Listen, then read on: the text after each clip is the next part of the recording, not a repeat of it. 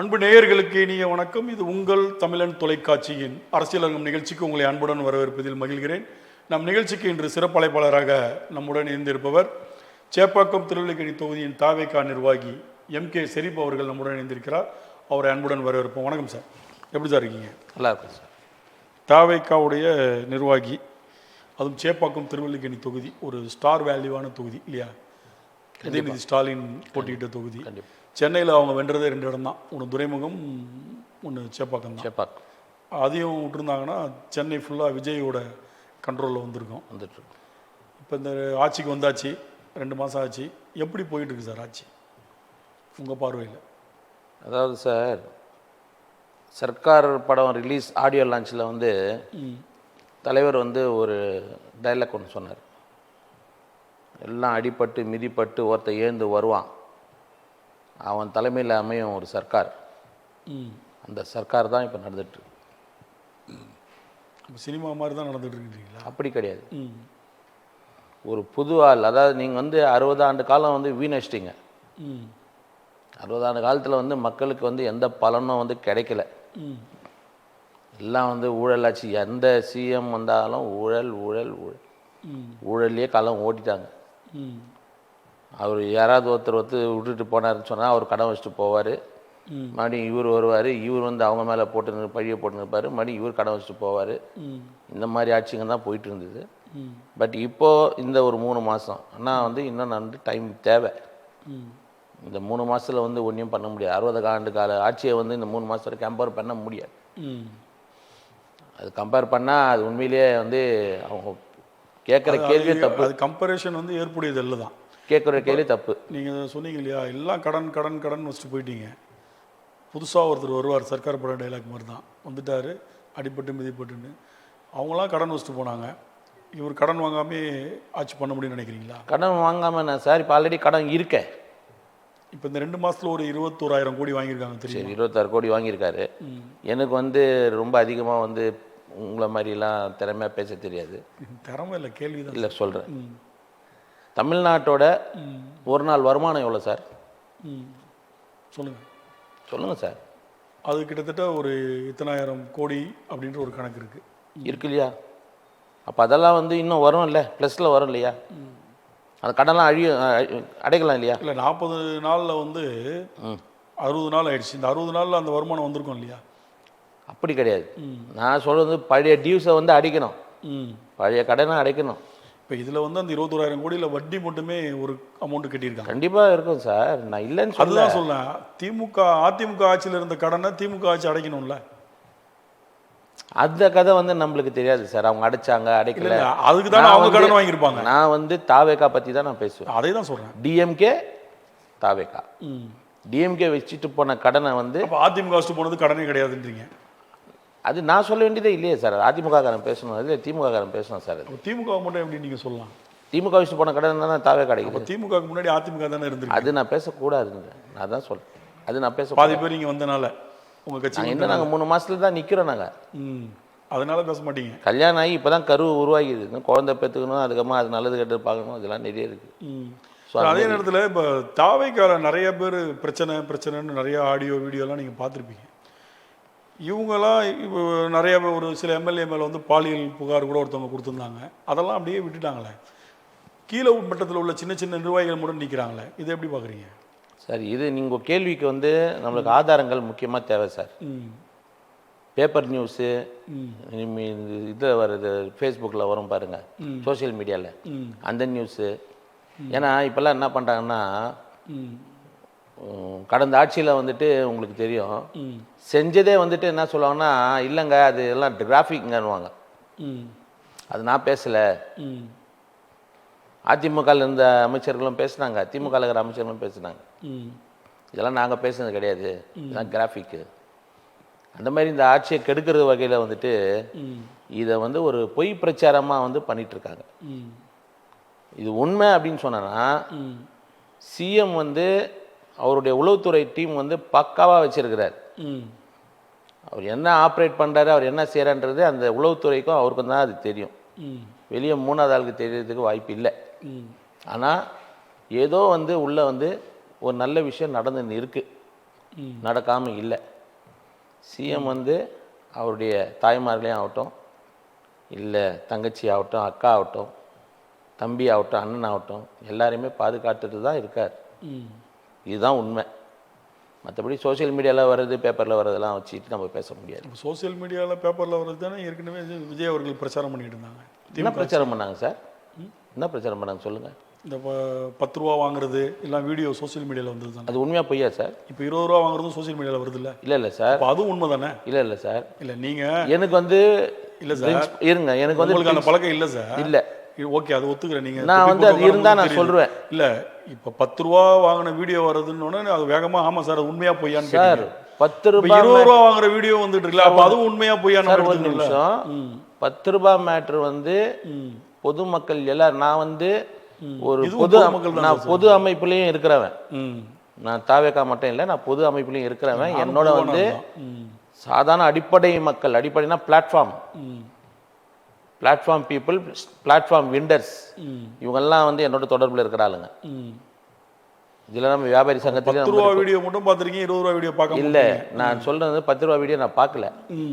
10 ரூபா கதையை வந்துட்டு அவங்க குடிச்சா, இப்போ என்கிட்ட வேலை செய்கிறான் 15 பேர் வேலை செய்கிறானா, அந்த 15 பேர் வந்து எப்போடா வந்து அந்த டைம் ஆகும்னு பார்ப்பான். எப்போ கடந்த ஆட்சியில் நான் சொல்கிறது, கடந்த ஆட்சியில் வந்து 24 மணி நேரம் வந்து டாஸ்மார்க் வந்து இயங்கிச்சு. 24 மணி. ஆமாம், இதுக்கு நான் வந்து உண்மையிலேயே நான் வந்து ஒரு ஐ விட்னஸ். நீங்கள் எந்த கடையில் நடந்தது அதோட இதை சொல்லுங்கள், கடையை காட்டுங்கன்னா கூட எல்லாம் செய்வேன். கடந்த ஆட்சி காலங்காத்தால் 2 மணிக்கு போனால் நான் அப்போ தான் கிளம்புவேன். என்னோடய தொழில், நான் தொழில் பண்ணுறேன், நான் அப்போ தான் நான் கிளம்புவேன். பார்த்தோன்னா அந்த இடத்துல 5-6 பேர் வந்து நின்று வாங்கின்னு இருப்பான் காலங்காத்தால் 2 மணிக்கு. ஒரு சமூக ஆர்வலராக அமைப்பு அதை உடனே ஒரு போலீஸுக்கு ஃபோன் பண்ணி தட்டி கேட்கலாமே. எனக்கு எதுக்கு சார் அது போவோம்? அவன் அதை குடிச்சாதான் நான் வாழ்வேன், இல்லை செத்துருவேன்றான். அவனை போய் நான் என்ன பண்ண முடியும்? அவன் சாவத்துக்கு நான் காரணம் ஆக முடியாது இல்லையா? இது அரசு தான் பண்ணணும், நான் பண்ணக்கூடாது. அரசு எதுக்கு இருக்குது? காவல்துறை எதுக்கு இருக்குது? அப்போ இந்த கேள்வி விஜய் அரசுக்கும் பொருந்தும். எப்படி நீங்கள் சொல்கிறது? அரசு தான் பண்ணணும், ஏன் காவல்துறை என்ன பண்ணுதுன்னு கேட்குறீங்களா சார்? இப்போ விஜய் அரசு எதுவுமே பண்ணல, அதாவது இல்லைன்ற நான், நீங்கள் இருக்குதுன்றீங்க, நான் யாரும் விற்கலன்றீங்களா சார்? இப்போ யாரும் விற்கலன்றீங்க. விற்கலன்னா நீங்கள் ஆதாரத்தை கொடுங்க. அப்போ ஏற்கனவே விற்றதுக்கு நீங்கள் என்ன ஆதாரம் வச்சுருக்கீங்க? நானே தான் ஆதாரம், வேறு யாரும் வேணும்? உங்கள் ஆதாரத்தை எப்படி எடுத்துப்பாங்க? நீங்கள் வந்து ஏற்கனவே காங்கிரஸில் இருந்திருக்கீங்க, கூட்டணியில் தான் சார் இருந்தோம். இப்போ தான் போயிட்டீங்களே. இப்போ கிடையாது சார். நான் ஒரு விஷயம் சார், நான் எப்பவுமே வந்து கட்சின்றது ஒன்று, பொது நலன்றது ஒன்று. அந்த பொது நலத்தில் வந்து யார் தப்பு பண்ணாலும் தப்பு தான். அதே மாதிரியே இன்னொன்று எடுத்துக்கிட்டிங்கன்னா, குற்றம் சாட்டப்பட்டவருக்கும் குற்றவாளிக்கும் நிறைய வேறுபாடு இருக்குது.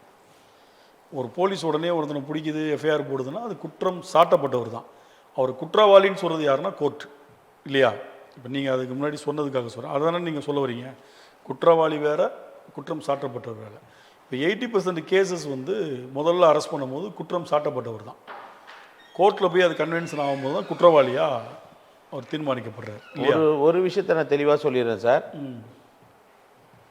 நான் இப்போ இங்கே உட்காந்து என்ன வேணாலும் பேசிடலாம். இதுக்கு அடுத்தது ஒரு அரை மணி நேரம் கழிச்சுட்டு என் நிலைமையை நான் யோசிக்கணும். கோர்ட்டு கொடுத்த தீர்ப்பை வந்து நான் வந்து தப்புன்னு சொல்ல தயாராக இல்லை. ஏன்னா இதுக்கு மேலே ஒரு தீர்ப்பு எங்கேயுமே கிடையாது, இறைவன்கிட்ட தான். கோர்ட்டை விட்டால் அடுத்த கோர்ட்டில் தப்போ ரைட்டோ, ஆனால் இறைவன் ஒருத்தன் இருக்கிறான். அதனால் கோர்ட்டு கொடுத்த தீர்ப்பை வந்து தப்புன்னு நான் சொல்ல மாட்டேன். காவல்துறை எடுத்த நடவடிக்கையை வந்துட்டு தப்புன்னு நான் சொல்ல மாட்டேன். அது வந்து எனக்கு தேவையில்லாதது. ஆமாம், நீங்கள் ஒரு வாரத்தை சொல்லும்போது சொன்னீங்க, போன ஆட்சியில் பேசுனதெல்லாம் வந்து கேட்டால் இதெல்லாம் வந்து வேறு இதில் பேசுனது ரெடி பண்ணி போட்டாங்க அப்படின்னு சொன்னாங்க. ஆமாம் சார், நிறைய வந்து ஜெயக்குமார்லாம் வந்துட்டு நிறைய ஃபேக்கான இதெல்லாம் பண்ணாரு சார். இப்போ ஜெகதீஸ்வரின்னு ஒரு அமைச்சர் தாவைக்கார். ஆமாம் சார், 2-3 நாளாக ஒரு ஆடியோ போயிட்டுருக்கு. ஆமாம் சார். அவங்க என்ன ஸ்டேட்மெண்ட் கொடுத்தாங்க நீங்கள் பார்த்து கேட்டிங்களா? சொல்லுங்கள் சார். என்னுடைய வாய்ஸை ஏஐ மூலம் உருவாக்கியிருக்காங்க அப்படின்னு சொல்கிறாங்க. அதான் நான் சொன்னேன் இல்லையா உங்களுக்கு. அப்போ அந்த இதில் சொல்லும் போதும் ஓகே, இவங்க சொல்லும் போதும் ஓகே எடுத்துக்கலாம் சார். நான் வந்து அவர் சொன்னார், இவர் சொன்னார், இல்லை யார் சொன்னாலும் அதுதான். இப்போ எல்லாரும் அதான் சொல்லுவாங்க. இவங்க சொன்னாலும் தப்பு தான், பேசியிருந்தா பேசியிருக்காங்க. சரி, விஜய் வந்து முதல்வர் அவர்கள் வந்து அவருக்கு பணம் தேவையில்லை, அவர் ஓப்பனாகவே பேசியிருக்கார். நான் ஒரு நிறையா சம்பாதிச்சிட்டேன், சம்பாத்தியத்தை விட்டுட்டு வந்திருக்கேன், அது ஒரு பெரிய விஷயந்தான். ஒரு 250 கோடி வருமானத்தை வேணான்னு சொல்லிட்டு ஒருத்தர் மக்கள் பணிக்கு வர்றாருன்னா இந்த காலத்தில் ஒரு பெரிய அரிதான விஷயம்.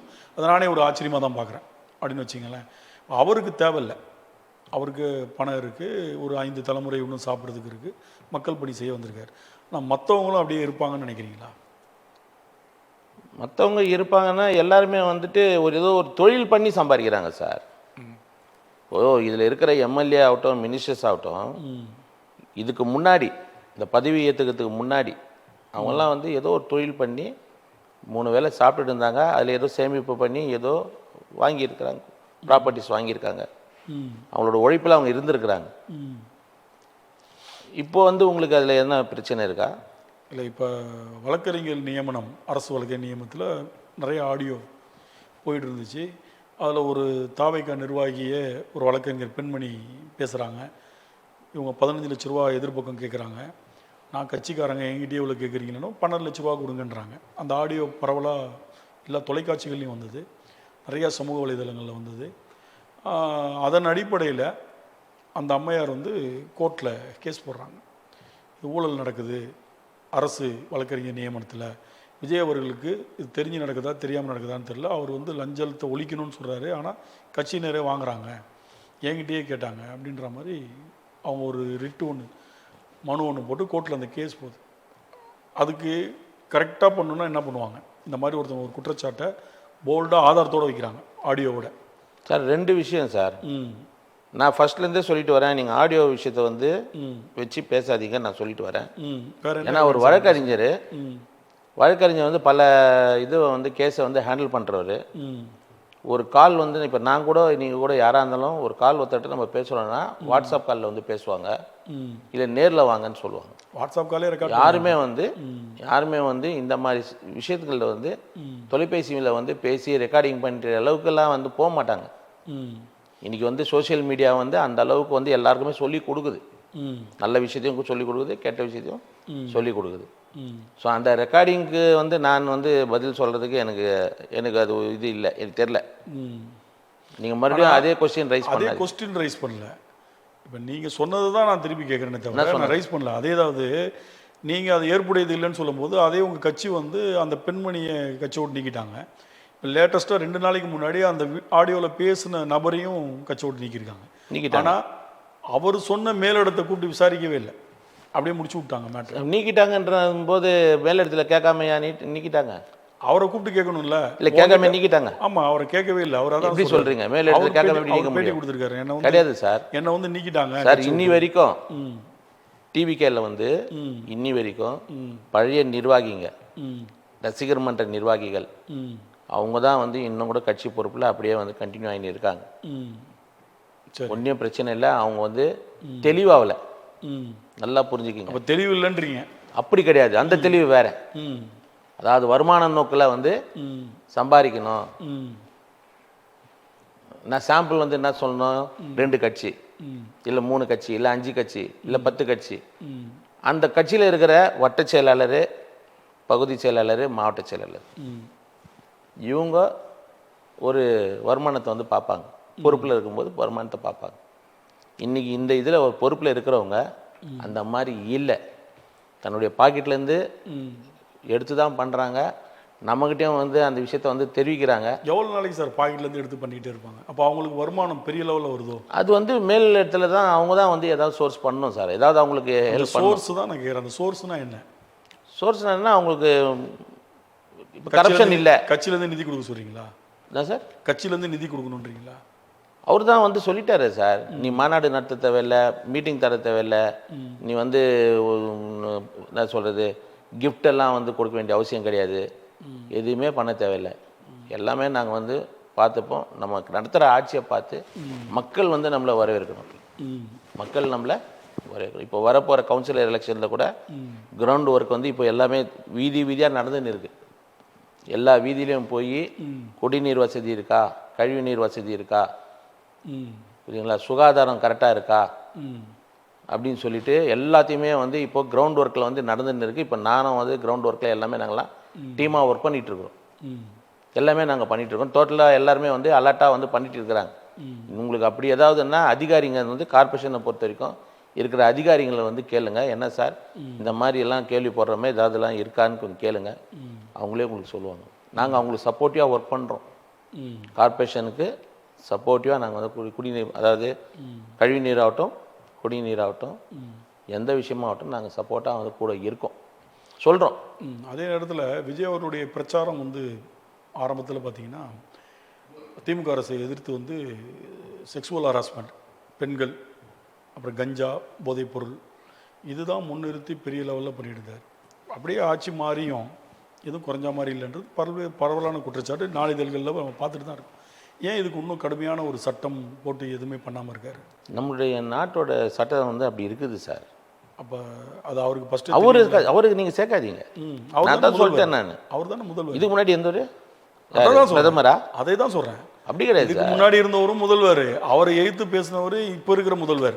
நீங்கள் என்ன பண்ணீங்க, இவ்வளோ டெய்லி கற்பழிப்பு நடக்குது, இவ்வளோ சின்ன குழந்தைங்க செக்ஸுவல் ஹராஸ்மெண்ட் வராங்க, போதைப்பொருள் நடமாட்டாதீங்க, பாட்டிலுக்கு 10 ரூபா அப்படின்னு இன்னைக்கு இருக்கிற முதல்வர் ஏற்கனவே முதல்வர் பல்வேறு கேள்வி கேட்டார். 10 ஆண்டு காலம் ஆட்சி பண்ணவரை கேள்வி கேட்கறத விட்டுட்டு 3 மாதம் ஆனவர் வந்து இத்தனை கேள்வி கேட்டால் எந்த வகையில் சார்? நான் என்ன சொல்கிறேன், அவர் கெட்டவருங்க, அவர் மோசமானவருங்க, நீங்கள் சொல்கிற வாதத்துலேயே வச்சுப்போம். அவங்க பண்ணனால தாங்க நிறையா பெண் குழந்தைகள் அபியூஸ் ஆச்சு, போதைப் பொருள் வீதிக்கு வீதி விற்றாங்க, அவங்க தாங்க பண்ணாங்க. கண்டிப்பாக. இன்னைக்கு நீங்கள் ஆட்சிக்கு வந்துட்டீங்க, போலீஸ் பவர்ன்றது வித்தின் செகண்ட் சொன்னோம்னா வேலை பார்ப்பாங்க போலீஸ். அப்போ அதை நீங்கள் கையில் வச்சுக்கிட்டு 2 மாதமாக நான் என்ன பண்ணுறது அப்படின்னா அதுக்கு என்ன, அது கேள்விக்குறி தானுங்க அந்த வார்த்தை. இன்னைக்கு சட்டம் ஒழுங்கு கெடல சார். அப்படியா? சட்டம் ஒழுங்கு நல்லா இருக்கு. ஒன்று, நேற்று சென்ட்ரலுக்கு எதிர்க்க மெட்ரோ ரயில்வே ஸ்டேஷன் பகலில் ஒரு 10-11 மணி நினைக்கிறேன், 2 கல்லூரி மாணவர்கள் அருவாளை வெட்டிக்கிறான். அதுக்கு பேர் என்ன? சரி, சென்னையில் எத்தனை பேர் சார் இருக்கிறாங்க? சென்னையில் மக்கள் தொகை எவ்வளோ இருக்கு? ஏங்க சட்டம் ஒழுங்கு இல்லை சார், ஒரு நிமிஷம். அதே கொஸ்டின் தானே திமுகவும் வரும். சட்டம் ஒழுங்கு பற்றி நீங்க கேட்குறீங்களா? 2 கோடி மக்கள் இருக்கான்னு வச்சுப்போம் சென்னையில். இப்போ நீங்க அதில் வந்து இந்த 10 பேரை எங்களால் பார்க்க முடியுமா நீங்க கேட்க வரீங்க? நான் சொல்றது வந்து அதுதானே சொல்ல வரீங்க. சொல்ல வருது வந்து அதே தான் திமுக அதிமுக ஆட்சிலையும் இந்த மாதிரி வெட்டிக்கிட்டு குத்திக்கிட்டு இருக்கும்போது அவங்க எப்படி பார்க்க முடியும்? அதே தான் நான் சொல்ல வருது. அப்போ மட்டும் நீங்க பேசுனீங்களேன்னு அதே நான் சொல்ல வருதுன்னா, நாங்க வந்து இப்போ 3 மாசம் தான் ஆகுது சார். இதுக்கு 3 மாசம் கால அவகாசம் போதும். போலீஸ் பவர்ன்றது இல்ல சார், நீங்க நினைக்கிற மாதிரி முடியாது சார். நீங்களே சிஎம் வந்து உட்கார்ந்தா கூட உங்களால முடியாது. இந்த கொஸ்டின் தான் உங்ககிட்ட கேட்டேன். அப்ப யார் உட்கார்ந்தாலும் இதை ஷார்ட் அவுட் பண்ண முடியாது. முடியும், பட் டைம் வேணும். நீங்க 2 நாள்ல 3 மாசத்துல பண்ணனும் எப்படி சார் ஆகும்? சார் போலீஸை கையில வச்சிருக்கீங்க சார். சும்மா சார், நீங்க முடியாது நம்ம வந்து கேமரா முன்னாடி இல்லாம தனியா பேசுறோம்னா, தனியா பேசினாலும் நான் அது வந்து காவல்துறையை பத்தி நீங்களும் பேசலாம், நானும் பேசலாம். அது காவல்துறை நான் தப்பாவே பேசல. இல்ல காவல்துறை நினைச்சா நடக்கும். காவல்துறை நினைச்சா இன்னைக்கு நீட்ல வந்துட்டு காவல்துறை அடி நடிச்சான் மிலிட்டரிக்காரன். காவல்துறை தான் மாணவர்களை போட்டு அடிச்சான். எவ்வளோ போலந்தான் நம்ம சோசியல் மீடியால பார்த்தோம். சோசியல் மீடியால பாக்குறதா தப்புன்றீங்களா? அதெல்லாம் நான் ஏத்துக்க மாட்டேன்றீங்க, அப்புறம் அதை பார்த்தேன்றீங்க. எது சார்? நீங்க தான் சோசியல் மீடியால வர வீடியோலாம் அது லைவ், அது ஒன்றும் கிராஃபிக் கிடையாது சார். லைவா தான் போட்டான் எல்லாத்தையும். அடிச்சதெல்லாம் லைவ். ராகுல் காந்தியை வந்து அரெஸ்ட் பண்ணாங்க, தூக்கின்னு போனாங்க. இதெல்லாம் கண்ணில் பார்த்தோம்ல நாங்க எல்லாருமே, பொதுமக்கள் எல்லாரும். லைவ் தான் அப்புறம் ரெக்கார்டிங்கா வரும் சார். என்ன சார்? லைவ் தான் அப்புறமா ரெக்கார்டிங்கா வரும். லைவ் தான் ரெக்கார்டிங் இல்லை, நாங்கள் லைவ்லேயே பார்த்தோன்றேன். நான் அது சொல்ல வரேன். அதுதான் ஆஃப்டர் ரெக்கார்டிங் வந்து ப்ரெசென்ட் லைவ். அது உங்களுக்கு தெரியும். பட் நாங்கள் பார்த்தது வந்து எடுத்துகிட்டு போகிறது அந்த ஒரு 10 நிமிஷம் வித்தியாசம் இருக்கும், எடுத்துகிட்டு போகிறோம். அதே நேரத்தில் தாவேகா ஆட்சியில் வந்து பார்த்தீங்கன்னா சில விஷயங்கள் நல்ல விஷயங்கள் பண்ணியிருக்காங்க. அதாவது பத்திரப்பதிவு அலுவலகத்திலாம் பார்த்தீங்கன்னா ஆன்லைன் ஆகிட்டாங்க. பட்டா மாறுதல் இதெல்லாம் வந்து இது வரைக்கும் இல்லாத ஒரு 50 ஆண்டு காலத்தில் இல்லாத ஒரு விஷயங்கள். ஏன்னா அதிகமாக பணம் பட்டுவாடா அங்கே தான் நடக்குது. ஒரு விஷயத்தை நீங்கள் மறந்துட்டீங்களே. சொல்லுங்கள். நான் அடுத்தடுத்து கேட்கணுன்னு இருக்கேன். என்ன மறந்துட்டேன்னு சொல்லுங்கள். Party fund. ஆமாம், அது நீங்களே சொல்கிறீங்க, சொல்லுங்கள். நான் சொல்ல வேண்டியதில்லை சார், வெறும் பார்ட்டி ஃபண்டு தான் சொல்லுவேன். பார்ட்டி நீங்கள் தான் அதை வந்து என்ன எதுன்றது சொல்லிக்கணும். இப்போ உங்கள் முதல்வர் பேசும்போது என்ன சொன்னார்? இதுக்கு முன்னாடி டாஸ்மாகில் இந்த மாதிரி பணம் இருந்தது, அதில் ஒரு ஃபண்டு வந்து பார்ட்டி ஃபண்டுன்னு வெளியில் போயிட்டு இருந்துச்சு சொன்னார் இல்லையா? நீங்கள் அதை நல்லா கேட்டிங்களா ஒரு பேச்சை? நான் கேட்குறது நீங்கள் பதில் சொல்லணும். நீங்கள் தான் அதை ஆரம்பிச்சிங்க. பார்ட்டி ஃபண்டு அப்படின்றது இதுக்கு முன்னாடி இருந்த அரசுகள் அந்த ஃபண்டு போயிட்டு இருந்துச்சு. நாங்கள் வந்ததுக்கப்புறம் நல்லா கேட்டுங்க, அவர் பேசுனது தான் நான் பேசுகிறேன், நானாக சொல்ல. நாங்கள் தாவேகா ஆட்சிக்கு வந்த பின்பு பார்ட்டி ஃபண்டு கஜானாக்கு வர ஆரம்பிச்சிருச்சு அப்படின்னு தானே சொன்னார். ஆமாவா இல்லையா?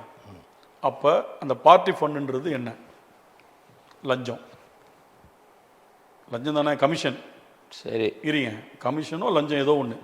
ஆமாம் தானே? அப்போ அந்த கமிஷனும் லஞ்சத்தையும் எதுக்கு கஜானாவுக்கு வாங்கிட்டு வரீங்க? சரி, இப்போ நான் எனக்கு இது வந்து முடிவு இல்லை. இப்போ முடிவு இல்லை, சொல்லுங்கள். நான் ஒரு கேள்வி எழுப்பிடுறேன். மோடி வந்து நான் வந்து கருப்பு பணத்தெல்லாம் வந்து ம் எடுத்துன்னு வந்து போடுவேன், ம் அதை வந்து நான் வந்து மக்களுக்கு கொடுப்பேன் ம் அப்படின்னு சொன்னார். அப்போ அதுக்கும் இதுக்கும் ஏதாவது வித்தியாசம் இருக்கா? இப்போ நீங்கள் சொன்ன பதில் தான் நான் சொல்லணும். நான் அதிமுக பற்றி கேட்கும்போது நான் அதை பற்றி பேச மாட்டேன் சார். நீங்கள் இல்லை சார், அதே மாதிரி நான் அதை பற்றி நான் பேசலன்றேன். இல்லை அதுதான் நான் வந்து கேட்குறேன். அப்போ அதுக்கும் மோடியை தான் நீங்கள் கேட்கணும், பிரதமர் தான் கேட்கணும். எப்படி? நீங்கள் சொன்னீங்களே சார் 15 லட்சம் கருப்பு பணத்தை எடுத்துகிட்டு வந்து எல்லாத்தையும் ஒழிப்பேன்னு சொன்னீங்களே, நீங்கள் ஏன் அதை ஒழிக்கல? அப்போ அதை மட்டும் நீங்கள் கேள்வியாக எடுத்துக்கலையே. இப்போ கிளவராக இப்போ என்ன பண்ணுறாங்க அப்படின்னா, நான் தாவேக்காவுக்கு எதிரானவர் கிடையாது, நான் நெறியாளர் தான். நீங்கள் எல்லாருமே கிளவராக என்ன பண்ணுறீங்கன்னா, முட்டு கொடுக்க தான் பார்க்குறீங்களே தவிர அதுக்கு உண்டான ஷார்ட் அவுட் எதுவுமே சொல்ல மாட்டீங்க. ஷார்ட் அவுட் நீங்கள் ஏன் இப்படி இந்த ஃபண்டிங்க வருது இவர் சொன்னாருன்னு கேட்டால், மோடி ஏன் 15 லட்சம் ரூபா ஒழிக்கிறேன்னாரு, ஒழிக்கலையேன்னா அவரை ஏன் தொடர்ந்து வந்து நீங்கள் ஓட்டு போட்டு ஜெயிக்க வைக்கிறீங்க? ஒழிக்கிறேன்னா ஃபர்ஸ்ட் வாட்டியாக அவரை எங்கே ஜெயிக்க வச்சோம்? ஜெயிச்சுட்டு தானே வர்றாரு அவரு. சவுத்தில் வரவே முடியாத. சவுத்தில் வரலனாலும் தாவேக்காவே பிஜேபி ஆட்சின்னு தானே வரவே முடியாது சார். இல்லை இதுவே பேரல் ஆட்சின்ற மாதிரி சொல்கிறாங்க. அதெல்லாம் கிடையாது சார். 124 மெடிக்கல் சீட் அப்படி இல்லைன்னா வந்து அப்படி இல்லைன்னா எதுக்கு சார் ராகுல் காந்தியோட வந்து தொடர்பு வச்சுக்கிட்டு அவர் வந்து இப்போ பிரயாணம் பண்ணிட்டு இருக்கிறாரு? அதுவே வந்து ஒரு வேற மாதிரியான ஒரு கேம் தானே சொல்கிறேன். எல்லாம் சொல்லுவாங்க சார், நிறைய சொல்லுவாங்க. அதே ராகுல் காந்தி இங்கே வந்திருக்காருன்னா தீய சக்தி ஓட்டில் ஜெயிச்ச ராகுல் காந்தியை கூட்டு வந்து வச்சிருக்காருன்னு சொல்லலாம். அது எப்படி தீய சக்தி? காங்கிரஸுக்கு போட்ட ஓட்டு விஜய் முதல்வர் ஆகணும்னு போட்ட ஓட்டா? அப்போ மற்ற கட்சியிலேருந்து எல்லாருமே வந்து இங்கே சேர்ந்தாங்க. அதெல்லாம் சொல்கிறேன். காங்கிரஸ், ஐஎம்எல், விடுதலை சிறுத்தைகள் இல்லை இருங்க, அதிமுக இல்லை சார் நான் சொல்கிறது முடிச்சிடுறேன். காங்கிரஸ் இவங்கெல்லாம் வந்து திமுக கூட்டணியில் இடம்பெற்றவர்கள், நல்லா தெரிஞ்சுங்க. இவங்க யாருமே வந்து தேர்தலுக்கு முன்பு விஜய் அவர்களை நோக்கி வரல. விஜய் மேலே ஒரு நம்பிக்கை இல்லை, திமுக தான் ஜெயிக்கணும்னு அங்கே இருந்துட்டாங்க. விஜய் அவர்களும் கூப்பிட்டு பார்த்தாரு. 2 வருஷத்துக்கு முன்னாடியே சொல்லிட்டார், என்கிட்ட கூட்டணிக்கு வரலாம் இல்லையா, அவங்களுக்கு நான் இடம் கொடுக்கலாம் இல்லையா, மந்திரி சபையில் அதெல்லாம் அவர் பேசுனதுலாம் நீங்கள் பார்த்துருப்பீங்க. அப்போ இவங்கெல்லாம் வந்து இல்லை நாங்கள் இங்கேயே இருந்துருவோம்னு இருந்துட்டாங்க. இவர்கிட்ட கூட்டணின்றது ஒரு விரல் விட்டு எண்ணக்கூடிய ஒரு லெட்டர்பேடு கட்சிகள் தான். முஸ்தபா போல் இன்னும் சிலர்லாம் இருந்தாங்க. ஓகே, அப்போ இவர் கல்லாப்பட்டி கூட்டணின்னு வேறு அந்த கூட்டணி விமர்சனம் பண்ணார் இல்லையா? நான் எல்லாத்துக்கும் மாற்றுன்னார். யார்? விஜய் அவர்கள் வந்து எல்லாத்துக்கும் மாற்று, மற்றவங்கள மாதிரி நான் கிடையாதுன்னார். அதெல்லாம் வந்து மக்கள் மத்தியில் பெருசாக எடுபட்டுச்சு. அப்போ இவங்களாம் வந்து விடுதலை சிறுத்தையோ ஐஎம்எல்லோ கம்யூனிஸ்டோ காங்கிரஸோ திமுக கூட்டணியிலிருந்து போட்டியிடும் போது யாரை முதல்வராக முன்னிறுத்தி ஓட்டு கேட்டாங்க? அந்த மக்கள் யாருக்கான ஓட்டு போட்டாங்க சார்? முக ஸ்டாலினுக்காக தானே அந்த ஓட்டு போட்டாங்க. இல்லை சிம்பிள் கேள்வி. இல்லை நீங்கள் ரொம்ப கூட்டணியில் வந்து இருந்தாங்க. கூட்டணியில் வந்து நம்ம நின்னோம், ஜெயித்தோம், ஓகேங்களா? அதுக்கப்புறம் வந்து தலைவர் அவர்கள் வந்து விஜய் அவர்கள் வந்து என்ன பண்ணுறாருன்னா ஆதரவு கேட்குறாரு. ஆதரவு கேட்கும்போது எல்லாருமே ஆதரவு கொடுக்குறாங்க. காரணம் என்னன்னா, தமிழ்நாட்டில் வந்து மாற்று சக்தி அது நான் வந்து வேற மாதிரிலாம் கேள்விப்பட்டேன். அது இப்போ நான் இதில் சொன்னால் சரி வராது. இல்லை மாற்று சக்தினா நீங்கள் பிஜேபி அலையன்ஸில் ஆட்சி அமைச்சர் ஏதோ கவர்னர் ஏதோ அதெல்லாம் வந்து இப்போ நம்ம அதை பேசினா அது எங்கேயோ போயிட்டு இருக்கிறோம். சரி, அதனால வந்து அந்த மாதிரி ஒரு சக்தி வந்து இங்கே ஆளக்கூடாது அப்படின்னு சொல்லி அந்த வகையில் வந்து திரு ராகுல் காந்தி அவர்களும் ஐஎம்எல் அவர்களும் விடுதலை சிறுத்தை அவர்களும் கம்யூனிஸ்ட் அவர்களும் என்ன எல்லாருமே வந்து இதில் பலமான ஆதரவு கொடுத்து இவரை வந்து ஆதரவு கொடுத்தாங்க. ஆனால் அன்னைக்கு ஸ்டேஜுக்கு வந்து அதை வந்து அந்த மாதிரி பண்ணதை வந்து தமிழக மக்கள் காப்பாற்றப்பட்டார்கள். காப்பாற்றிட்டீங்க கண்டிப்பாக 100%. இது வந்து நம்ம உணர்வாக வந்து நினைக்கிறது, காப்பாற்றப்பட்டார்கள். இல்லைன்னா இன்னைக்கு இந்த 3 மாசத்துல தமிழகத்தில் என்னென்ன மாதிரிலாம் நடந்திருக்கோன்றது அந்த ஆண்டவன் தான் அறிவான். அப்போ அந்த தீயசக்தி ஓட்டு வந்து ஒன்றும் பிரச்சனை இல்லை, இங்கே வருது. நம்மளுக்கு தேவை வந்து ஓட்டுன்றது இல்லை சார். நான் வந்து ஒரு பப்ளிக் சர்வெண்ட் சார். நான் இப்போ நான் வந்து சேப்பாக்கம் திருவள்ளிக்கல்ல நான் நிற்கிறேன்னு சொன்னேன்னா பப்ளிக் சர்வெண்ட். நான் அந்த போட்ட ஓட்டை வந்து கட்சியை விட்டுருங்க, அந்த போட்ட ஓட்டை வந்து மக்களுக்கு நான் வந்து விசுவாசமாக இருக்கணும். அதை தான் சொல்கிறேன், மக்களுக்கு, கட்சிக்கு இல்லை. அந்த மக்கள் வந்து விசுவாசமா யாருக்காக உனக்கு ஓட்டு போட்டாங்க? எனக்காக போடுவாங்க. நான் செஞ்ச வேலை ஃபீல்டு ஒர்க்காக போடுவாங்க. முறையா எம்எல்ஏ நிற்கும் போது எப்படி ஃபீல்டு ஒர்க் அந்த மாதிரி தானே இப்போ போட்டாங்க. 108 பேர் எப்படி வந்தாங்க? யாரு? இப்போ தாவேகால வந்து எப்படி வந்தாங்க? மெஜாரிட்டி கொடுக்கலையே. என்னங்க சார்? மெஜாரிட்டி விடுங்க சார், மீதி வந்தது சொல்லுங்க. அதை தான் சொல்றேன், 108 பேர் வந்தீங்க. நீங்க கடுமையா விமர்சித்த ஒரு திமுக கிட்ட இருந்து ஒரு 10 பேரை கூப்பிட்டு வந்திருக்கீங்களே, தீய சக்தி ஓட்டாச்சேன்னு கேட்குறேன் நான். சார் நான் மறுபடியும் ஒரு சின்ன விஷயத்த சொல்லிடுறேன்.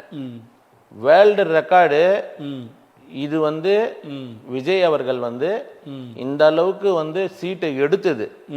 அதில் மைனர் டிஃபரன்ஸ், அந்த மைனர் டிஃபரன்ஸ்க்கு என்ன பண்ணாங்கன்னா அவங்கெல்லாம் எல்லாருமே வந்து ஒத்துழைப்பு கொடுத்தாங்க. ஒத்துழைப்பு கொடுத்தனால இன்னைக்கு கூட்டணி ஆட்சி நடந்துட்டு இருக்கு. ஓகேங்களா? கூட்டணி ஆட்சிலாம் நான் இல்லைன்னு சொல்ல சார். இல்லை நீங்கள் சொன்னீங்களே இந்த மாதிரி வந்து கேண்டிடேட் வந்து கட்சி தானே கேண்டிடேட் இல்லையான்றீங்க இல்லையா? கட்சியை விட்டுருங்க, கேண்டிடேட் தான் இம்பார்ட்டன்ட். இப்போ அந்த கேண்டிடேட் இம்பார்ட்டன்ட் இருக்கிறனால தான் தாவேகால வந்து கேண்டிடேட்டுங்க வின் பண்ணியிருக்காங்க. இல்லை நிறைய பேருக்கு யார் கேண்டிடேட்னே தெரியாது. விஜய்ன்ற ஒரு அதெல்லாம் சும்மா பேச்சு சார். யாருமே வந்து மாற்று தொகுதியிலேருந்து வந்து இந்த தொகுதியில் நின்னவெல்லாம் கிடையாது. எல்லாம் அந்தந்த தொகுதியில் வந்து ஒரு மாவட்ட செயலாளராக இருந்தவங்க, ஏதோ ஒரு பல பதவிகளில் இருந்தவங்கள தான் வந்து கொடுத்துருக்குறாங்க. நம்ம வந்து அந்த மாதிரி பேசுறது தப்பு சார். சார் அதே நேரத்தில் இப்போ வந்து ஒரே ஒரு கொஸ்டின் தான். முஸ்தபா அப்படின்றவர் வந்து தாவேக்கா ஆரம்பித்த காலத்துலேருந்து கூடயே பயணிக்கிறார். நிறையா நோன்பு துறக்கும் நிகழ்ச்சிகள்லாம் விஜயை கூட்டிகிட்டு வர்றதுலேருந்து அவர் நிறைய டிவி டிபேட்டில் வந்து தாவேக்காவுக்கு வந்து ஆதரவாக நிறையா டிபேட்லாம் பேசினார். மதுரையில் நின்று ஜெயிச்சார். அவரும் திருவல்லிக்கணியை சேர்ந்தவர் தான் இல்லையா? உங்களுக்கு தெரியும். மதுரையில் நின்றார், ஜெயிச்சார். அமைச்சர்கள் இடம்பெறுவார்னு பரவலாக எதிர்பார்க்கும்போது அவர் சட்டசபையிலேருந்து வெளியே வரும்போது சனாதனத்தை பற்றி ஒரு கவுண்டர் ஒன்று சொல்லிட்டு போகிறார். அதுக்கப்புறம் பார்த்தீங்கன்னா அந்த லிஸ்ட்லேருந்து அவர் இல்லை போயிடுறாருன்னு பரவலான குற்றச்சாட்டு. ஏன் கூடயே இருந்தவரை விட்டாங்க? அதுதான் நடவடிக்கை. சனாதனத்தை எதிர்த்து தானே சார் பேசியிருக்காரு. விஜயும் சனாதனத்தை எதிர்க்கிறாரு.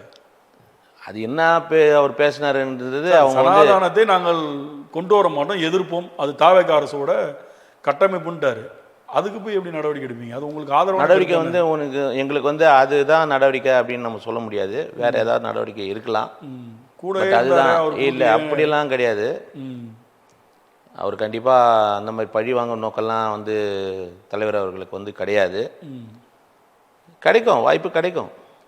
வாய்ப்பு கிடைச்சி எம்எல்ஏ அமைச்சர் ஆகலையன்ற அந்த வருவார் கண்டிப்பாக. இன்னும் இருக்குங்களே, நாள் தான் இருக்கு. இன்னும் 4 இருக்கு. அப்போ மாற்றி கொடுப்பீங்க? கண்டிப்பாக நடக்கும், மாற்றங்கள் இருக்கு. யார் கரப்ஷன் பண்ணாலும் அவர் நடவடிக்கை எடுப்பேன்னு சொல்லிட்டார். யார் எப்படியாப்பட்ட பதவியில் இருந்தாலும். அப்போ கரப்ஷன் பண்ணிட்டு கட்சிக்கு வந்தால் சேர்த்துக்கிறீங்களா? அது எப்படி சார்? அதிமுகலேருந்து சார் அதெல்லாம் வந்து தலைவரோட முடிவு சார், என்னோட முடிவு கிடையாது. முரண்பாடாக இருக்குன்னு சொல்லி கேட்குறேன். முரண்பாடு இல்லை, தலைவரோட முடிவு. எத்தனையுமே ஒருத்தனுக்கு பனிஷ்மெண்ட்டு இந்த மாதிரி கொடுக்கறதுக்கு அவர் விரும்பலை. ஒரு வாய்ப்பு கொடுக்குறாரு, கட்சியில் போயிட்டு ஏதாவது செயல்பாடு பண்ணுவார் அப்படின்னு அவர் நினைக்கலாம். இப்போ வருகின்ற இடைத்தேர்தலில் எப்படி இருக்கும் தாவேகாவுடைய வெற்றி வாய்ப்பு? 100% பிரம்மாண்டமாக இருக்கும் சார். 100க்கு 100 வின் பண்ணுவாங்க கண்டிப்பாக. அதே நேரத்தில் அதிமுகலேருந்து வரவங்களுக்கு மட்டும் முக்கியத்துவம் கொடுத்து சேர்த்துக்கிட்டே இருக்கீங்க. அதிமுகவுடைய கூடாரம் ஒரு 60% காலியாகிற ஒரு ஸ்டேஜில் இருக்குது. காலி ஆயிடுச்சு. ஏன் அந்த அதிமுக மேலே அவ்வளோ கோபம் சார்? அதிமுகவில் இருக்கிறவங்கள வந்துட்டு வாங்க வாங்க வாங்கன்னு சொல்லி குரலை கூட்டி யாரும் கூப்பிடல, புரியுங்களா?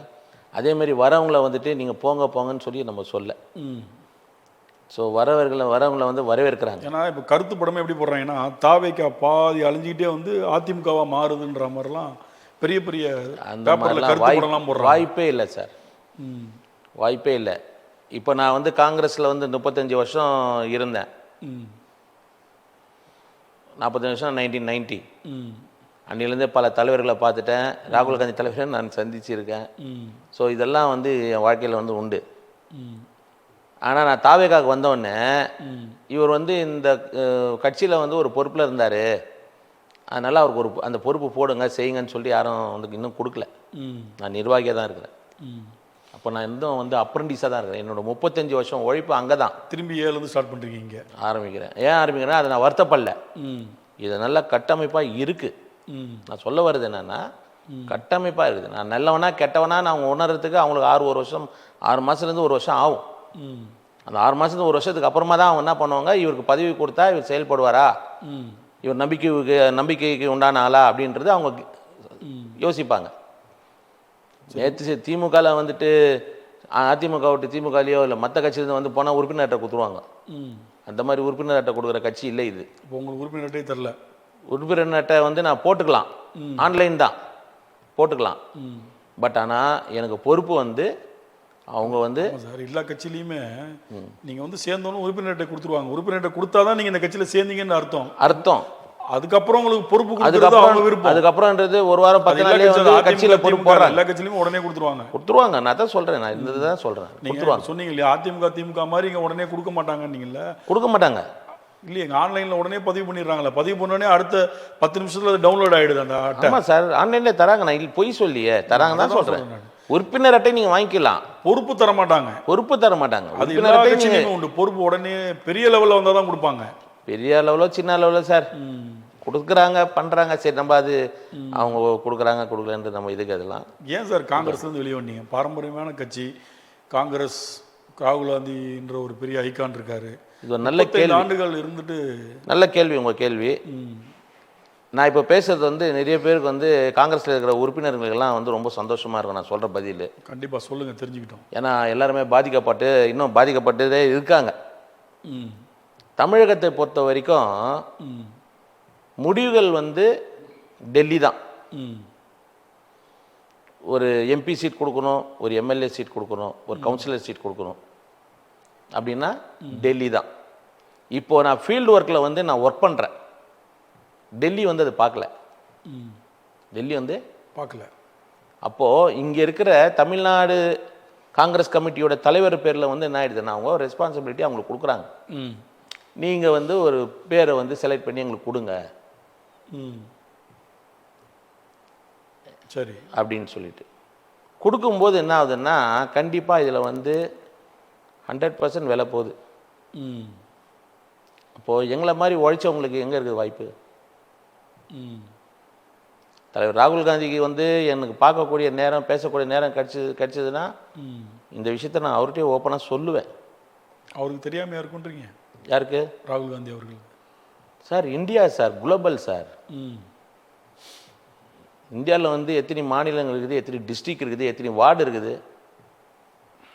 ஆனால் ஒன்று அவர் தெரிஞ்சால் விட மாட்டார். அவர் அந்த மாதிரி ஆள் கிடையாது.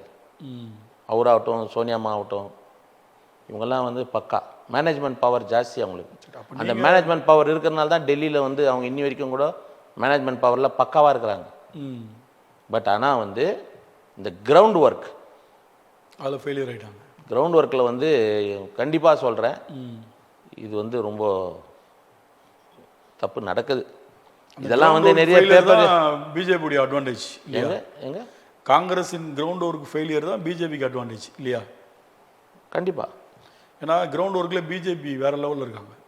அதனால தான் தொடர்ந்து 3 முறை அவங்க ஆட்சிக்கு வர்றதுக்கு மிகப்பெரிய காரணம். சார் ஆட்சிக்கு வருதுன்னா அவங்க கதை வேற சார். அவங்க கதை வந்து வேற. எப்படின்னா இப்போ காங்கிரஸில் வந்து ஹரியானாவில் ஆகட்டும், ராஜஸ்தானில் ஆகட்டும், மேகாலயா ஆகட்டும், எங்கே ஆகட்டும் கேண்டிடேட் வந்து ஜெயிச்சிருவான் காங்கிரஸில். இவங்க என்ன பண்ணுவாங்கன்னா ரெடி டு இட் மாதிரி போயிட்டு அவனுக்கு பணத்தை கொடுத்து தூக்கின்னு வந்துடுவானுங்க. இவங்க ஏன் போகிறாங்க? அப்போ கட்சி மேலே ஒரு ஈடுபாடு இல்லை சார். அது கிடையாது, அதுதான் நான் சொல்கிறேன். இப்போ என்னுடைய நிலைமை வந்து என்ன, நான் ஏன் வெளியே வந்தேன்? பொறுப்பு ப்ராப்பராக இல்லை, மதிக்கலை அப்படின்னு கூட எடுத்துக்கலாம். அவன் வந்து எப்படின்னு சொன்னான்னா ஜெயிச்சிட்டான், கட்சி பேரை வச்சு ஜெயிச்சிட்டான். அவங்க என்ன பண்ணுறாங்க, இவனை வந்து பர்ச்சேஸ் பண்ணுறாங்க. இந்த மாதிரி தான் இந்தியாவில் வந்து பல மாநிலத்தில் வந்து அவங்க என்ன பண்ணாங்கன்னா பிஜேபி வந்து பர்ச்சேஸ் பண்ணாங்க. பர்ச்சேஸ் பண்ணி தான் வந்து மெஜாரிட்டி காட்டுறானுங்க. அவங்க ஆளுங்க இது நின்று அவங்களுடைய இது எங்கே சார் நடக்கும்? ஒரு 5 ஸ்டேட்டில் நடக்கும் சார். இன்னைக்கு காங்கிரஸ் வந்துட்டாங்க 7-8 ஸ்டேட்டில் வந்துட்டாங்க, இன்னும் வந்துடுவாங்க. அதனால் இன்னும் வந்தாலும் இவங்க பர்ச்சேஸ் பண்ணிட்டு தானே இருப்பாங்க, வந்து பிரயோஜனம் இல்லையே. இல்லை, இப்போ கொஞ்சம் நீட் அண்ட் க்ளீன் இருக்கும். இப்போ ஓரளவுக்கு மாற்றங்கள் இருக்குது அகில இந்திய லெவலில். பிஜேபிக்கு வந்து வீழ்ச்சி தான். இன்னைக்கு கூட பார்லிமெண்ட்டில் என்ன நடக்குதுன்னு உங்களுக்கு தெரியும். நேற்று என்ன நடந்தது தெரியும். சபை ஒத்தி தான் வச்சு அவங்க பண்ணிட்டு இருக்கிறானுங்க. பதில் சொல்ல முடியல. மோடி வந்து தலைமறைவாக சுற்றிட்டு இருக்கிறாரு. நாங்கள் எப்படி சொல்லிட்டீங்க? பிரதமர் ஏன் தலைமறைவாகணும்? ஏங்க பிரதமர் ஏன் தலைமறைவாகணும்? நீட் பிரச்சனையில் வரவே இல்லையா? நீட் பிரச்சனையில் வரவே இல்லையா? நீட் பிரச்சனையில் தான் ஒரு வீடியோ போட்டார் அவர் பேசி. அது என்ன சார் வீடியோ? ஒரு பிரதமர் வந்து வீடியோவில் பேசுகிற நிலைமையா சார் இந்த நாட்டுக்கு? நான் கேட்குறேன். மக்கள் மத்தியில் முன்னாடி வரணுமா, மீடியாவில் உட்காந்து பேசுங்க. அவங்க போராட்டக்காரர்களுடைய கோரிக்கை பார்லிமெண்ட்ல வந்து பேசுங்க. அமைச்சர் பதவி நீக்கம் பண்ண பார்லிமெண்ட்ல பேசுங்க. பார்லிமெண்ட்ல பேசுங்க. ஏன் பேச மாட்டேன்? வெளியூர்ல இருக்காரு, அதனால பேசி வீடியோ. யார் வெளியூர்ல இருந்தாரு? டூர்ல இருக்காருல்ல அவர். இருப்பார். பிரதமர் பாதி மக்களோட பணம் சார் இருக்காரு. மக்களோட பணம் அனுபவிக்கிறதுல அவர் தான் நம்பர் 1 கில்லாடி. நீங்க ஜெயிக்க வச்சு பிரதமர் ஆக்கிட்டீங்க. அதுக்கப்புறம் அவருக்கு உண்டான புரோட்டோகால் படி ஒரு ஊரா போவார். யார் ஜெயிக்க வச்சு வர வச்சது சார்? மக்கள், இந்திய மக்கள் தானே சார் ஓட்டு போட்டாங்க. நாங்க போடல சார். ஓட்டு போட்டாங்க அவருக்கு. நாங்க போடல சார். நாங்க போடல. மெஜாரிட்டியாக போகிறனால தானே ஜெயிக்கிறாரு. தமிழ்நாடு மக்கள் போடல, கேரளா மக்கள் போடல, கர்நாடகா மக்கள் போடல, ஆந்திரா மக்கள் போடல, புரியுதுங்களா? சவுத் இந்தியா சவுத்தில் வந்து யாருமே அவருக்கு போடல. போட்டவன்லாம் அங்கே இருக்கிற இல்சவாயனுங்க அங்கே தான் ஓட்டு போடும்போதே காடை வாங்கி அவனே போட்டுறானே. அதுதான் நடக்குது அங்கே. ஏன் இங்கெல்லாம் அது ஏன் பண்ண முடியல? முடியாது சார். இங்கே தான் மக்கள் அவேர்னஸாக இருக்கிறாங்களே, அலர்ட்டாக இருக்காங்களே சார். அதனால பண்ண மக்கள் அலர்ட்டாக இருக்காங்க சார். அப்போ தொடர்ந்து 3 முறை நேருடைய ரெக்கார்டை பீட் பண்ணிட்டாரு பிரதமர். அதே நேரத்தில் இப்போ காக்ரோச்சி ஜனதா பார்ட்டின்னு ஒன்று வந்தது. இப்போ டெல்லியில் பெரிய லெவலில் போராட்டங்கள். அதாவது காங்கிரஸ் செய்ய வேண்டிய விஷயத்தை அந்த பார்ட்டி எடுத்து செய்கிறாங்க. செஞ்சு பெரிய லெவலில் மாணவர்களை திரட்டி போராட்டம். அந்த போராட்டத்தில் ராகுல் காந்தியும் கலந்துக்கிட்டார். அவரையும் குண்டு கட்டாக போலீஸ் தூக்கிட்டு போனாங்க. அதெல்லாம் வீடியோவில் பார்த்துருப்பீங்க. நீங்கள் லைவில் பார்த்தா மட்டும் தான் நம்புவீங்க. அதையும் பார்த்துருப்பீங்க. எல்லாம் நடந்திருக்கு. அதாவது இந்த 13 ஆண்டுகள் பிஜேபி ஆளக்கூடிய இந்த இத்தனை வருஷத்தில் எத்தனையோ போராட்டங்கள் காங்கிரஸ் நடத்தியிருக்கு, நடைபயணம் நடத்தியிருக்கு. இதை வந்து நீக்குங்க, இதை செய்யுங்கன்னு சொல்லி எதுக்குமே செவி சாய்க்காத ஒரு பிஜேபி அரசு இந்த முறை அந்த காக்ரோச் ஜனதா பார்ட்டி கட்சி பண்ண அந்த ஆர்ப்பாட்டம், மாணவர்களை ஒன்றிணைச்சு பண்ண அந்த இதுக்கு அந்த கன்சர்ன் அமைச்சரை வந்து பதவி நீக்கம் பண்ணியிருக்காங்க. இதை எப்படி பார்க்குறீங்க? சரி, இது வந்து 2 விஷயமா பாருங்கள். ஒன்று வந்து போட்டுன்னுக்கிற சட்டை வந்து உங்களுது, மாப்பிள்ளை நான் தான். படையப்பா டைலாக், மாப்பிள்ளை நான் தான், ஆனால் போட்டுங்கிற ஷர்ட் வந்து உங்களுது. அந்த மாதிரி காக்ரோச் வந்து ஆர்எஸ்எஸ் தான். காக்ரோச் வந்து ஆர்எஸ்எஸ் தான். அவனுக்கு பணம். இப்போ நான் என்ன கேட்குறேன்னா சார், குடும்பத்துக்கு வந்து ஒரு ஃபங்க்ஷனு அப்படின்னு சொன்னால் உங்கள் பாக்கெட் பணத்தை எடுத்து நீங்கள் செலவு பண்ணுவீங்க. ஒரு பிளாட்ஃபார்மில் ஒரு ஃபங்க்ஷன் சொன்னால் உங்கள் பாக்கெட்லேருந்து எடுத்து நீங்கள் எப்படி பண்ணுவீங்க? 4 ஸ்பான்சர் வேணும்ல, சொல்லுங்கள். தன்னெழுச்சியாக மக்கள் வாங்கி கொடுத்தாங்கன்னு சொல்கிறாங்க. அதெல்லாம் சும்மா ஃபண்டு வந்து அவங்களுக்கு தேவையான அளவுக்கு எங்கேருந்து வருதுன்னு சொன்னால், இன்றைக்கி நீங்கள் இதே சோசியல் மீடியா பற்றி பேசுகிறீங்க. அது சோசியல் மீடியாவில் ஒருத்தன் பேசியிருக்கிறான், எனக்கு 400 கோடி நஷ்டம் ஒரு காலேஜுக்கு, நாங்கள் வந்து ஒரு அசோசியேட் இருக்கோம், எங்களுக்கு 10,000 கோடி வந்து நஷ்டமாயிடுச்சு, அப்படி இப்படிலாம் பேசினான் பார்த்தீங்களா? அந்த மாதிரி ஆளுங்களோட ஃபண்டு தான் வந்து இந்த மாதிரி ஆளுங்களுக்கு பேக்ரவுண்டாக வந்து அமையுது. இல்லை, இவங்க நீட்டு வேணான்னுலாம் பேசிட்டு இருக்காங்க. யார் நீட்டு வேணாம்? காக்குறிச்சி. அதுதான் சார் சொல்கிறேன், நீட்டு வேணான்னு சொன்னான் சார். அதுக்கப்புறமா வந்து யார் வந்து கடைசியாக வந்து அவங்கள பார்த்தது? பிஜேபியில் இருக்கிற அந்த தலைவர், அவன் பேர் என்ன சார்? நல்ல பேர், அந்த முன்னாள் நட்டா. அவன் எதுக்கு வந்தான்? ராகுல் காந்தி வந்து நீ தீர்வு காணல, நட்டா வந்தா தீர்வு. ஆர்எஸ்எஸ் பின்புலத்தில் உள்ள அந்த போராட்டத்தில் போய் கலந்துக்கிட்டாரு. எப்படிங்க ராகுல் காந்தி அந்த ஆர்எஸ்எஸ் பின்புலத்தில் உள்ள? அதுதான், அதை வந்து அவர் டைவர்ட் பண்ணணுன்றதுக்காக அவர் வந்தாரு. அது வந்த நேரம் கரெக்டான நேரம். அதுதான் நீங்க புரிஞ்சுக்கணும் முதல்ல. இப்போ இவனுங்க வந்து நாங்களே வந்து சாவச்சிருவோம், அதாவது பாம்பும் சாவணும், குச்சியும் உடையக்கூடாது. இந்த பாலிசி வந்து பிஜேபி. இதை வந்து திரு ராகுல் காந்தி அவர்கள் என்ன பண்ணுறாருன்னா, தெரியுது அவருக்கு உண்மையிலேயே ஒரு மெச்சூரிட்டியான மைண்ட் தான் அவர். நீங்கள் சாதாரணமாலாம் நீங்கள் அவர் இது பண்ண முடியாது. மெச்சூரிட்டி மைண்ட் தான். கரெக்டாக அந்த டைமில் வந்து அவர் அந்த இடத்துல கலந்துக்கிறாரு. கலந்துட்டு அந்த அப்படியே திருப்புறாரு நம்ம இது போராட்டத்தை. அவங்களுடைய எண்ணங்களை வந்து அழிக்கிறார். காக்ரோச்சோடைய எண்ணத்தை வந்து அழிக்கிறார். காக்ரோச் வந்து நம்பிக்கையான ஆளுங்க கிடையாது. அதே நேரத்தில் தமிழ்நாட்டிலேயே அவங்க போராட்டம் பண்ணாங்க. காக்ரோச் தமிழ்நாட்டில் பண்ணும்போது பார்த்தீங்கன்னா போராட்டம் வீரியமாக இருக்கும்போது ஜனநாயகன் ரிலீஸு. ஆனால் தாவகாவினர் யாருமே போராட்டத்துக்கு எல்லாம் சினிமாவுக்கு போயிட்டாங்க சார். இப்போது உங்கள் வீட்டில் உங்கள் பையன் வந்து டாக்டருக்கு வந்து படிக்கிறான்னு வச்சுக்கிங்களேன். இப்போ நீட் எக்ஸாம் எழுதணும் அப்படின்றதுல வந்து உங்களுக்கு உடன்பாடு இருக்கா? நல்ல விஷயமா இருந்தால் ஓகேன்னு தான் சொல்லுவேன். நல்ல விஷயம். நீட்டு வேணுன்றது நல்ல விஷயம். நல்ல விஷயம். ஏன்னா அந்த இடத்துல நம்ம இருந்தால் தான் அதை பற்றி தெரியும். இன்றைக்கி நீங்கள் வந்து 40 ஆண்டு காலம் 30 ஆண்டு காலம் 20 ஆண்டு காலமாக இருக்கிற டாக்டருங்களை போய் பார்த்து, சார் நீட்டு வந்து தேவையா தேவையில்லையா ஒரு வார்த்தை நீங்கள் கேளுங்க. இல்லை, பெரும்பாலும் வேணும்னு தான் சொல்கிறாங்க. ஏன்னா நீங்கள் அந்த பயிற்சி இருந்தால் தான். இல்லைன்னா சார், பீகாரில் போர்டில் வந்து எழுதுறான் சார், டாஃப்கோன்னு எதனா டபாக்கோன்றான். அது எப்போதுமே தெரிஞ்சது தான். கட்சியில் பார்த்தா இன்னைக்கு தமிழ்நாட்டில் ரயில்வே, அதாவது அரசு, மத்திய அரசு சம்பந்தப்பட்ட இலாக்கா உள்ள நிறுவனங்கள் எல்லாத்துலேயும் 100% வந்து நார்த் இந்தியா. ஆனால் அவனுக்கு எதுவும் தெரியாது, இந்தியை தவிர எதுவும் தெரியாது. ஒரு சின்ன சம்பவம், எக்மோரில் வந்து கெனட் லைனில் இருக்கிற போஸ்ட் ஆஃபீஸு, அதில் நம்ம வந்து தமிழர் ஒருத்தர் வந்துட்டு அவர் தான் ஹெட் போஸ்ட் மாஸ்டராக இருக்கிறாரு. இந்த வர இந்த பணங்களெல்லாம் வந்து அவர் தான் ஹேண்ட்லிங் பண்ணுவார். அவர் கையில் தான் இருக்கும், அந்த கீ எல்லாம் கூட அவர் தான் அந்த இதெல்லாம் இருக்கும், பாஸ்வேர்ட்லாம். அவர் கூட இருக்கிற அசிஸ்டண்ட் வந்து இந்த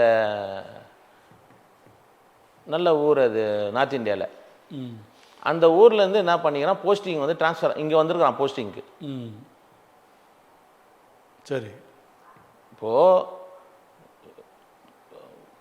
அது சென்ட்ரல் எக்ஸாமினேஷனில் வந்து என்ன கேள்வி கேட்குறான்னா, உனக்கு தமிழ் தெரியுமான்னு கேட்குறான். இவன் தமிழ் தெரியும் டிக் பண்ணுறான்னு, தமிழ் தெரியாது டிக் பண்ணுறான். பைசா அங்கே ஏதோ கை மாறுது, வந்துடுறான் வேலைக்கு. இங்கே இவர்கிட்ட இருக்கிறான் ஒரு 4 மாதம் வந்து நம்பிக்கைக்குரியனா இருக்கிறான் அவன். ஒரு 1,75,000 ரூபாய் பணம் வந்து கல்லால இருக்கு சேஃப்டியில். இவன் என்ன பண்ணுறான், அந்த பணத்தை வந்து அவருக்கு தெரியாமல் கையாடல் பண்ணிடுறான். ஆனால் அவர் இவனை நம்புறாரு, ஏன்னா அசிஸ்டண்ட்டு. ஒரு சில டைமில் அவரே போக முடியாது, இதான் நீயே போய் எடுத்துனோம் என் கூட சொல்லலாம். கையாடல் பண்ணிட்டு நார்த் இந்தியா. அவனுக்கு சம்பளமே நல்ல காசு இருக்குமே சார். அவனுக்கு என்ன சார் தெரியும், அவங்களுக்கு என்ன சார் தெரியும். நார்த் இந்தியனுக்கு வந்து நம்மள மாதிரி சவுத் இந்தியா மாதிரி உள்ள மெச்சூரிட்டி கிடையாது சார். சார் இன்னைக்கு எல்லா இடத்துலையும் சார் நீங்கள் என்ன வேணால் எடுத்துங்க சார். ரயில்வே ஹாஸ்பிட்டல் இருக்குது, தபால் பெட்டி இருக்குது, நான் நிறைய இந்த நார்த் மெட்ராஸில் அணு உலைகள் இருக்குது. எல்லா இடத்துலையும் கம்ப்ளீட்டாக அவங்க தான் சார் இருக்காங்க. தமிழர்களுக்கு வாய்ப்பு இல்லை சார். சென்ட்ரல் கவர்மெண்ட் வந்து இந்தியா முழுவதும் எங்கே வேணாலும் பணி போடலான்றது தான் உத்தரவு அது. அதனால் இங்கேருந்து அங்கே சஃபிள் பண்ணி போடுவாங்க, இங்கே உள்ளவங்களை தூக்கி அங்கே போடுவாங்க. தமிழர்கள் நிறைய பேர் பார்த்தீங்கன்னா பாட்னா ரயில் நிலையத்தில் வேலை பார்க்குறாங்க, ராஜஸ்தானில், பீகாரில், குஜராத்தில், கேரளாக்காரங்க இருப்பாங்க மாறி. இப்போ நீங்கள் சிம்பிளாக எடுத்துக்கிட்டால் கேரளாவில் உள்ள முக்கியமான அதிகாரிகள்லாம் தமிழ்நாட்டில் இருப்பாங்க. சரி சார், இப்போ நீங்கள் சொல்கிற விஷயத்துக்கு வரேன் சார். இப்போ அரசு நிறுவனங்களில் அந்த மாதிரி போய் தான் ஆகணும், வேறு வழி கிடையாது. ஆமாம், ட்ரான்ஸ்ஃபர்ன்றது போய் தான் ஆகணும். அது போலீஸாக இருந்தாலும் எந்த இதில் இருந்தாலும் போய் தான் ஆகணும். இப்போ சாதாரணமாக வந்து தமிழ்நாட்டில் வந்து ஒரு வியாபாரி, ஒரு வியாபாரம் பண்ணுறவன் ட்ரெயின் ஏறுறான், பாம்பேக்கு போகிறான், இல்லை வேறு எங்கேயோ கல்கத்தா போகிறான், இல்லை குஜராத் போகிறான்னு வச்சிங்களேன். அங்கெல்லாம் நீங்கள் போய் பிளாட்ஃபார்மில் உட்காந்து வியாபாரம் பண்ணுறதுக்கு அனுமதி இல்லை, அடிச்சு ஓட விட்டு அனுப்பிச்சிடுவான்.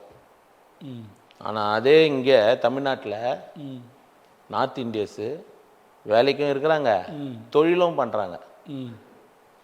இதான் வந்தாரம் வாழ வைக்கும் தமிழகம்ல. காலங்காலமாக அப்படி தானே எல்லாத்தையும் சப்போர்ட் பண்ணியே பழக்கப்பட்ட தமிழகம் சார். இனி கூட வந்து கவர்மெண்ட்டுக்கு இப்போ நான் கொடுக்குற ஒரு அறிக்கை, ஒரு அவேர்னஸ் கூட நான் இப்போ கொடுக்குறேன். சென்ட்ரல் ரயில்வே ஸ்டேஷனில் ஒரு நாளைக்கு கன்னிசம் 2000 பேர் இறங்குறாங்க சார் ஒரு நாளைக்கு. இதுவே கம்மி தான் நீங்கள் சொல்கிறது, அதிகமாக வராங்க வைங்க. 2000 பேர் ஒரு நாளைக்கு இறங்குறான். அவன் நல்லவனா கெட்டவனா, இவன் யாரு ஏது. ரிசர்வ் பண்ண பெட்டிலேயே உட்காந்து வருவான். ஏங்க நீங்கள் ரிசர்வ் பண்ண பெட்டிலேயே உட்காந்து வருவான், ஒன்றும் பண்ண முடியாது. ஒன்றும் பண்ண முடியாது. அன்ரிசர்வ் மாதிரி வரும்போது வரமாட்டான், போகும்போது இங்கேருந்து அவன் ராஜ்யத்தை காட்டுவான். நீங்கள் வரும்போது இங்கே கொட்டுருவாங்கல்ல. இல்லையே வராங்களே, நானும் சேலம் போகும்போது படாத பாடு இருக்கலாம், அந்த மாதிரி தானே இருக்குது. ஆமாம், வெளி மாநில இந்த லேபர்ஸ் வந்து இங்கே குவிறாங்க. அதுக்கு என்ன காரணம் சார்? அதுக்கு என்ன காரணம்? ஏன் எந்த அரசுமே அதுக்கு ஒரு ரெஸ்ட்ரிக்ஷன் பண்ண மாட்டாங்க? கவர்மெண்ட்டு தான் சார் கேட்கணும். அது உங்கள் ஆட்சி தான். கவர்மெண்ட் எங்க சார்? உங்கள் ஆட்சி தானே சார். ஆட்சி எங்களுது சார். நீங்கள் தான் நான் சொல்கிறேன். நான் இப்போ கவர்மெண்ட்டுக்கு இப்போ நான் எடுத்து சொல்லியிருக்கிறேன். இப்போது எங்கள் கவர்மெண்ட்டுக்கு உங்கள் மூலியமாக இந்த தகவல் வந்து நான் கொடுத்துருக்குறேன். இதை கொஞ்சம் பாருங்கள். தாவேக அரசு நடவடிக்கை எடுக்குமா தெரியல, அதாவது தான் முடிவு பண்ணணும். பட் நம்ம வந்து இந்த விஷயத்தை எடுத்து சொல்கிறோம். இது வந்து ஒரு தரமான விஷயம் கிடையாது. ஏன்னா ஏற்கனவே வந்து நம்ம சென்னை மாவட்டத்தில் வந்து அளவுக்கு அதிகமான மக்கள் தொகை இருக்குது. இதனால் வந்து நிறைய வந்து பற்றாக்குறைகள் வந்து ரொம்ப மோசமாக போகும். இப்போல்லாம் வீடெல்லாம் வந்து நீங்கள் வாடகை எடுக்கணும்னா உங்களுக்கு தெரியும், நம்ம இந்த ஊருக்காரன் தானே. கண்டிப்பாக நம்மளுக்கு தெரியும். வீடு எல்லாம் சாதாரணமாக நமக்கு 20,000 ரூபாய் 25,000 ரூபாய் எல்லாமே வீடே இல்லை. ஆனால் அவன் என்ன பண்ணுவான்னா, ஒரு ரூமில் வந்து ஒரு 10க்கு 10 ரூமில் வந்து ஒரு 20 பேர் தங்குவான். அட்ஜஸ்ட்மெண்ட். நம்ம தங்குவோமா? வாய்ப்பு இல்லை. அவன் தங்குவான். எல்லா வேலைக்கும் வந்துட்டாங்க இல்லையா? ஆட்டோ கூட ஓட்ட ஆரம்பிச்சிட்டாங்க, எல்லாத்தையும் வந்துட்டாங்க. அவங்க இல்லாத இடமே இல்லை. அப்போ தமிழ்நாட்டில் இருக்கிற படித்த இளைஞர்களுடைய வேலை வாய்ப்புகள் கேள்விக்குறியாகுதுல்ல சார்? கேள்விக்குறியாகுதுல்ல அவங்க வேலை வாய்ப்புகள். அது நீங்கள் அனுமதிக்கிறதுனால சார். அதான் அதை அனுமதிக்காமல் இருக்கிறதுக்கு ஒரு சட்டம் ஏற்றலாம். கண்டிப்பாக எடுத்துகிட்டு வரணும் சார். உங்களை மாதிரி ஆட்கள் விஜய் அவர்களுக்கு சொல்லணும்ல. அதான் உங்கள் மூலியமாக நான் தலைவர் சொல்லியிருக்கிறேன். போட்டோம், தலைவர் நாலேஜுக்கு போட்டோம். கண்டிப்பாக யோசிப்பார். இங்கே இருக்கிற பட்டதாரிகளுக்கெல்லாம் வேலை கிடைக்கிறதுக்கு ஏதாவது வாய்ப்பு வரலாம். 4000 ரூபா தரேன் இருக்காரு, கொடுப்பாங்க பட்டதாரிகளுக்கு, கொடுப்பாங்க. அவர் சொன்ன அந்த கவர்ச்சியான திட்டங்கள் எதுவுமே ஒன்றும் இது பண்ணல. கவர்ச்சி திட்டங்கள் அவர் மட்டும் கொடுக்கல சார்.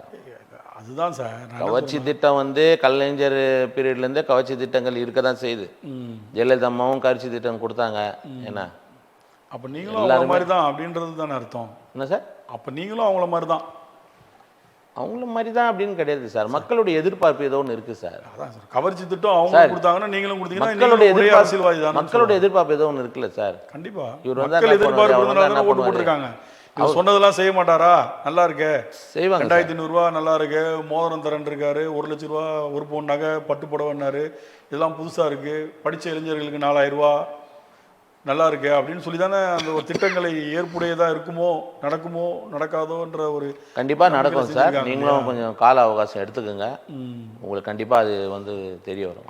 அதே நேரத்தில் ஒரு 35 ஆண்டு கால காங்கிரஸ்ல இருந்த நீங்க திடீர்னு வந்த ஒரு 2 ஆண்டுகள்ல வந்த தாவேக்காவை விரும்புறதுக்கு முக்கிய காரணம் அந்த கட்சியில காரணம்னா, அவர் இந்த தேர்தல் அறிக்கையில் சில ஸ்டேட்மெண்ட்லாம் கொடுத்தார். மெயினாக லஞ்சங்கள் ஒழிக்கப்படும் சொன்னார், கரப்ஷன் இருக்காதுன்னு சொன்னார். அந்த கரப்ஷன் இப்போ ஒழிஞ்சு இருக்கு, இப்போ வரைக்கும் ஒழிஞ்சு இருக்கு. இப்போ கூட கொஞ்சம் நண்பர் ஏதோ அங்கே இருக்குது இங்கே இருக்குது ஏதோ ஒன்று சொன்னார். பட் அதெல்லாம் ரைட்ராயெல்லாம் எதுவுமே ஓப்பனாக கிடையாது. பட் ஆனால் பயப்படுறாங்க. கண்டிப்பாக கவர்மெண்ட்டுக்கு பயப்படுறாங்க. கண்டிப்பாக சார். ஓகே, நீங்கள் இவ்வளோ நேரம் உங்கள் பொன்னான நேரத்தை ஒதுக்கி காங்கிரஸ்லேருந்து வெளியில் தாவேக்காவில் இருந்தாலும் நிறைய விஷயங்கள் தாவேக்கா பற்றி பேசியிருக்கீங்க, வட இந்தியர்களை பற்றியும் நிறைய விஷயங்கள் சொல்லியிருக்கீங்க. முக்கியமாக இந்தியாவிலேயே பரபரப்பாக இருக்கக்கூடிய சிபிஜே காக்ரோச் பார்ட்டி, ஜனதா பார்ட்டியை பற்றி ஒரு முக்கியமான ஒரு விஷயமும் அப்டேட் பண்ணியிருக்கீங்க. கண்டிப்பாக உங்களுடைய தாவேக்கா ஆட்சி மிக சிறப்பாக வரணும், உங்கள் எண்ணம் போல் நடக்க. நன்றி, வாழ்த்துக்கள். மீண்டும் அடுத்த அரசியல் அரங்கம் நிகழ்ச்சியில் மற்றொரு சிறப்பு அழைப்பாளருடன் உங்களை சந்திக்கும் வரை நன்றி கூறி விடைபெறுகிறேன். நன்றி, வணக்கம்.